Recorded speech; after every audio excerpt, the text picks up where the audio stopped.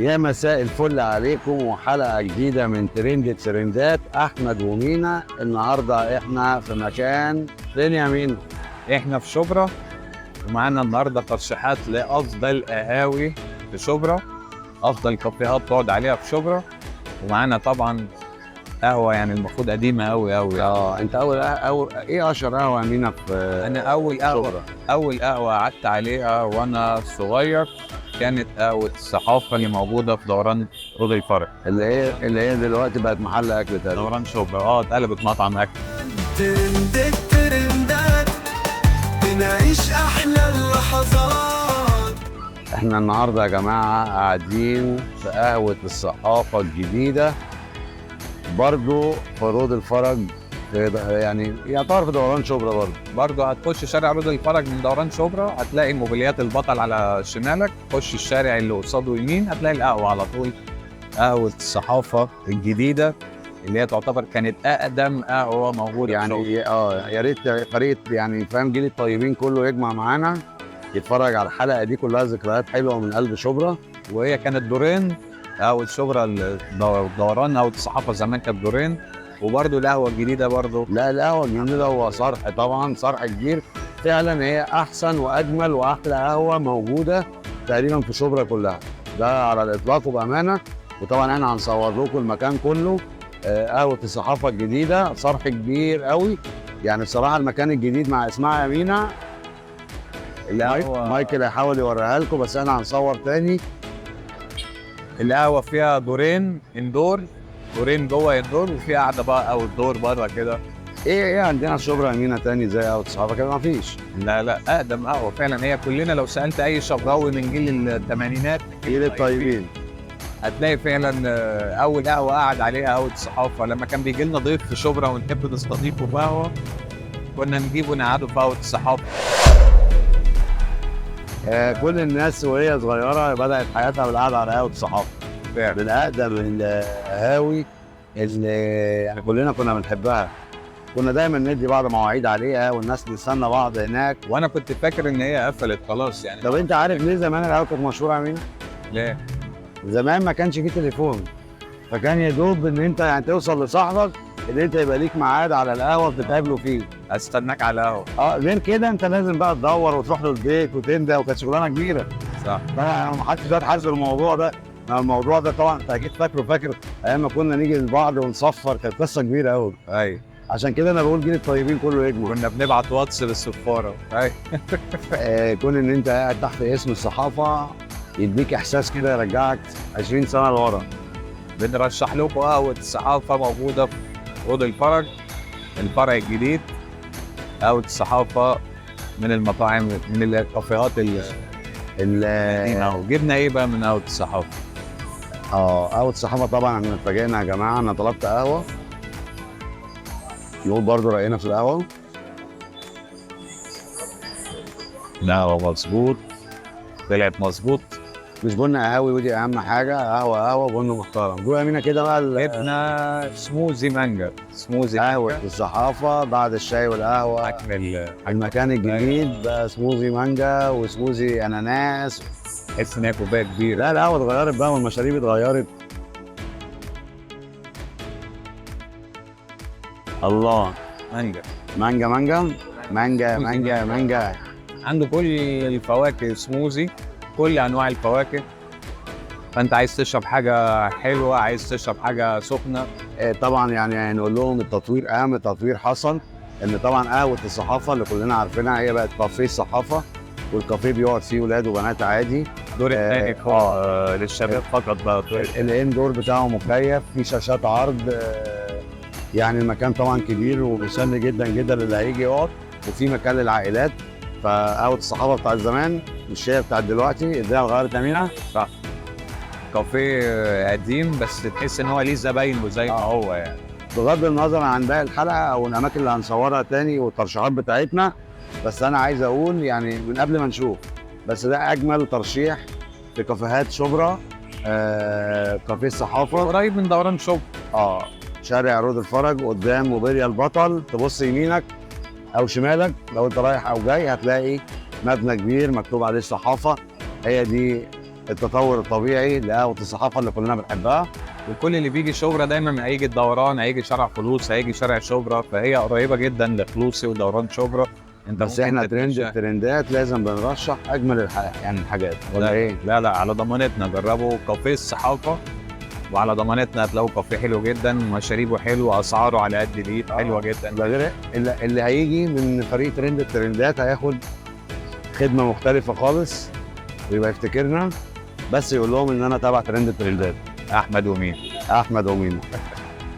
مستنيينكم في الترشيح اللي بعده وان شاء الله يعجبكم. وافضل كافيهات في شبرا، احسن قهاوي في شبرا. استنونا ونقول لهم برضه يا مين قبل ما نمشي نفكرهم يعملوا ايه. يعني لو انت وصلت لحد هنا اعمل اشتراك في القناه، مش هتخسر حاجه. لايك يعني لو عجبك الفيديو، لو حبيت تكتب كومنت اكتب، يعني اعمل اي حاجه، اشترك، زر الجرس. يعني احنا المفروض بما ان انا وانت المفروض اصولنا شبراويه، يعني المفروض انا بدعي كل الشبراويه ان هم يجمعوا ويدعمونا بقوه. احمد ومينا عايز بقى وكل اللي قاعد على قهوه الصحافه زمان طبعا دوران شبرا لو سمحت اشترك. بجد عيب يعني الجيل الطيبين لما يشوفنا قدامه في فيديو وما يشتركش في القناه بتاعتنا. عشان احنا فكرناكم باحسن قهوه واقدم قهوه. كل الولاد والبنات ومدرسه ناصر ويعني كل جيل الطيبين يجمع معانا ويدوس لايك ويعمل شير. شبرا القوميه تحفيه. لا يعني التاريخ كله يا جماعه عيب عيب بجد. الاشتراكات لازم تزيد اكتر من كده. مستنيينكم ما تروحوش في اي حته.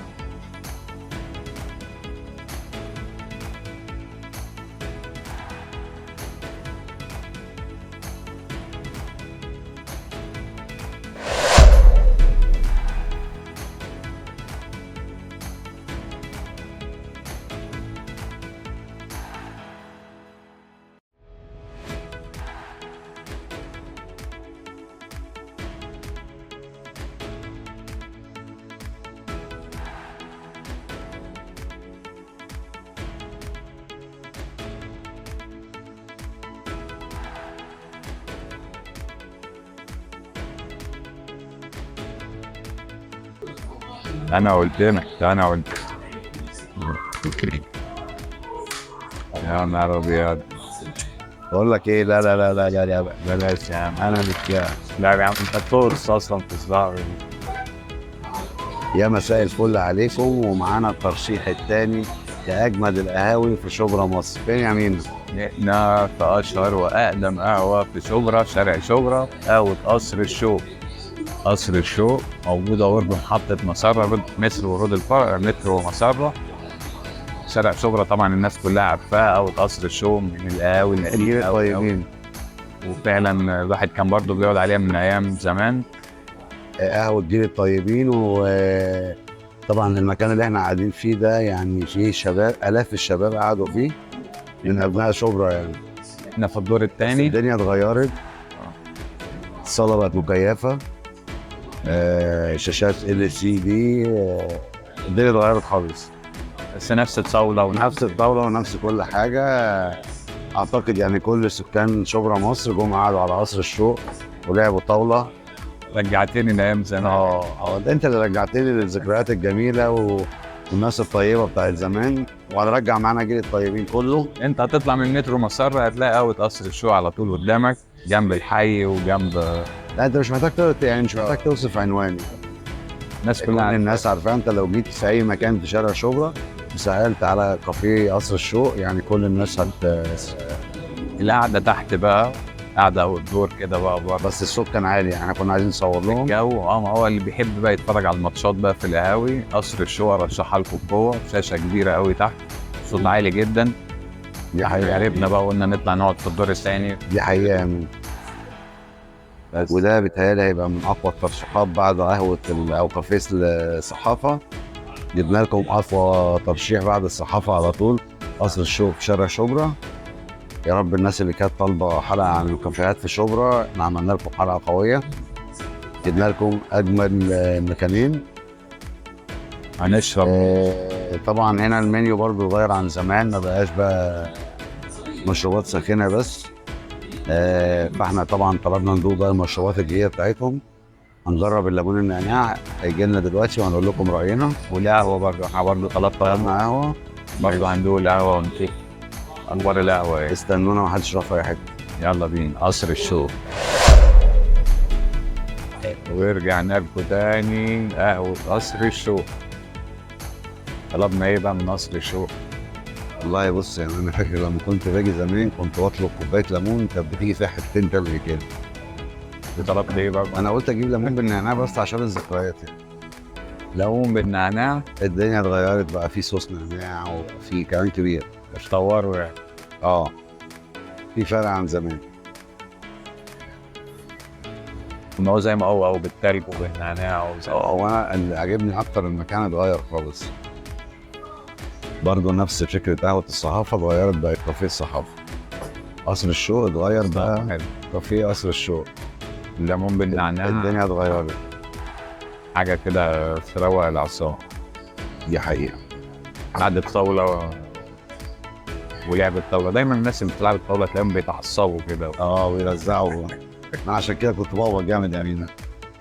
يعني هو ده المقياس. الذكريات زمان ما كانش فيه الناس بتلعب على الموبايلات، كان كلهم بيلعبوا في ما كانش فيه هم طبعا زمان جماهير ترندات يعني هيقول لك اصل شكلكم مش عواجيز قوي كده يعني تتكلموا، بس احنا من اوائل يعني جيل الثمانينات اللي لحق مواليد سنه 80. انت بقى كده هتعكس كده صغير. جيل ال 80 ده ودراسة الشوق من قوي فعلا القديمه، والواحد كان بيحب يقعد فيها. بس انا احب اطمن اي ضيف جاي لك شبرا تجيبه هنا على قهوة قصر الشوق. احب اطمن الناس ان الدنيا لسه بخير وزي ما هي، وحته الثلج اللي انا قلت عليها لسه موجوده برضه. اسعار على قد اليد، اسعار على قد اليد مش بعيد. دي حقيقه.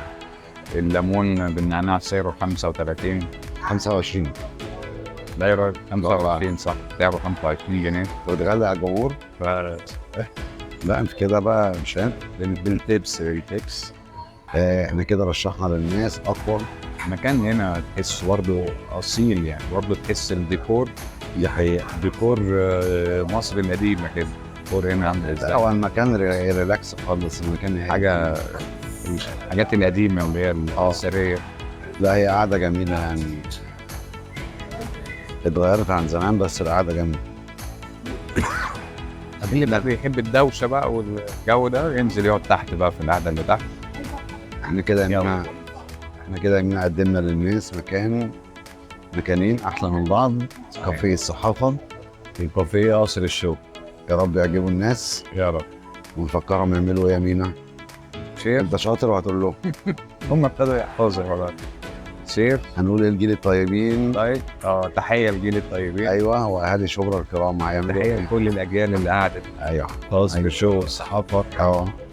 فعلا من الكافيهات القديمه اللي الواحد اتربى عليها من وهو صغير. الناس دي بقى انت عايز تقول لهم ايه؟ شير بقى ولايك وسبسكرايب، ويعني اشترك بقى في القناه يعني يوصل لك بقى اي جديد. الحلقات اللي جايه كلها حلقات جميله قوي. انا بامانه يا مينا لو بتفرج ولقيتك انت بتقول لي اعمل مش هتعمل اشتراك يعني انا بص مش قادر اقول على طول يعني. يا جماعه مش كده. انا عايز اشرب ليمون بقى. اشرب ليمون. سلام يا عمي.